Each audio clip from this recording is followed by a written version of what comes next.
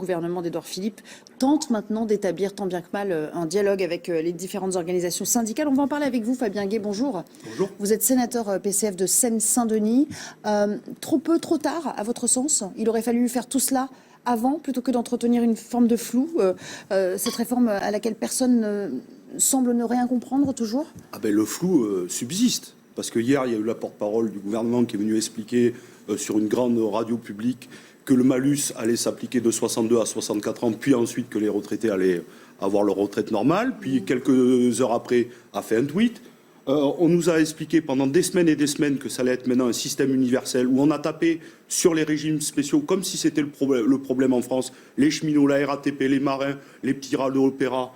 Et là, on nous explique, mais tant mieux pour eux, que les policiers, finalement, ça sera un système universel, mais pas pour les policiers. Donc on commence à ne plus rien comprendre. En réalité, soit c'est une réforme financière, et là, le gouvernement bloque, parce qu'il y a des propositions faites par l'opposition, par les syndicats, par exemple. En vérité, ce n'est pas une réforme des retraites qu'il faut, c'est une bataille sur l'emploi. 1 million de personnes en plus sur le marché du travail, c'est 10 milliards d'euros de cotisation sociale. Donc le problème que le corps pointe pour 2025, il n'y en a plus. Une deuxième, si on réalise l'égalité salariale, qui est une forte demande, à juste raison, c'est 9 milliards d'euros dans les caisses. Vous voyez, il y a plein de propositions comme ça. Faire cotiser les dividendes au même niveau que les salaires, c'est 31 milliards d'euros. Mais en réalité, cette réforme, c'est une réforme de société. Ça, elle dit quelque chose. Dans quelle société voulons-nous vivre? Et moi, je vous le dis, je ne souhaite pas une société où l'on meurt au travail et où, si on arrive à la retraite et si on a cette chance-là, on est dans la précarité. Ce n'est pas possible. Puisque vous parlez d'avancées sociétales, il y a quand même des choses qui ont été faites, notamment pour les femmes. Il y avait un rattrapage important à effectuer. Ça vous satisfait quand même dans la philosophie du texte? Non, mais la philosophie qu'il y ait aujourd'hui, que le système soit imparfait, oui. Par exemple, les carrières hachées, les femmes, c'est une réalité. Mais on ne le rattrapera pas par un système par points ou un système où, aujourd'hui, par exemple, prenons des policières. Aujourd'hui, elles avaient leur retraite calculée sur les 6 derniers mois, les 6 meilleurs.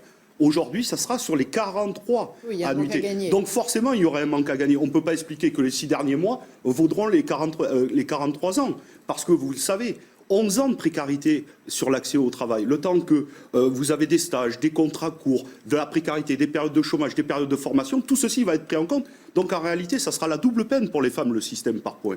Et par exemple, sur les retraités agricoles, on ne peut pas expliquer sérieusement que quelqu'un qui gagne aujourd'hui, et c'est inacceptable, entre 300 et 700 euros, verra par miracle sa retraite être à 1 000 euros. Ce n'est pas vrai. Ça ne sera pas corrigé par ce système à points. Les négociations sectorielles sont en train donc de commencer, à peine en train de commencer. On voit déjà qu'il y a un peu de lest qui est lâché pour les policiers. Donc tout le monde va vouloir essayer de tirer son épingle du jeu.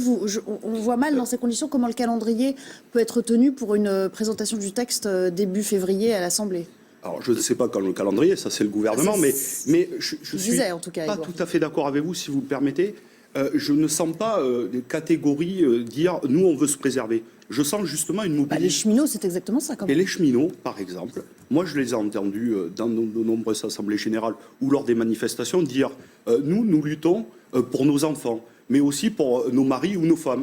Parce que, vous voyez, le gouvernement essaie d'opposer la génération avant 75 ou après 75, ceux qui sont dans les régimes spéciaux après 80, de fait, 80, ce sera 10 ans plus tard. Non, mais ils disent quoi? Nous, on pense à nos enfants, à nos petits-enfants, à nos frères, à nos sœurs. Donc nous luttons. Ils sont extrêmement mobilisés. Moi, le cheminot bashing, je tiens à leur rendre hommage. Parce que 9 jours de grève, à quelques jours des périodes de Noël, eux aussi ont des hommes, des maris, des femmes, des enfants, et ils ont envie d'acheter des cadeaux de Noël. Lorsqu'on fait grève, on est fortement pénalisé. On sent que le débat est en train de se tendre, peut-être encore plus tendu que ça ne l'était avant même les annonces, et pour cause, puisque maintenant on sait à peu près à quelle sauce chacun doit être mangé, si j'ose dire.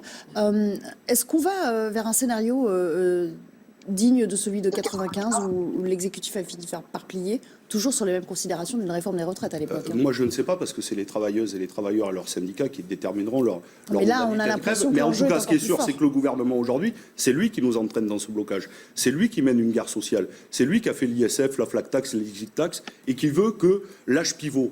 On parle d'âge pivot, mais en vérité, c'est l'âge légal. Parce que si vous partez avant 64 ans, vous serez pénalisé. Donc tout le monde ira jusqu'à 64 ans. On parle d'âge pivot pour ne pas dire aujourd'hui que l'âge légal est porté à 64 ans. Donc tout ceci est inacceptable.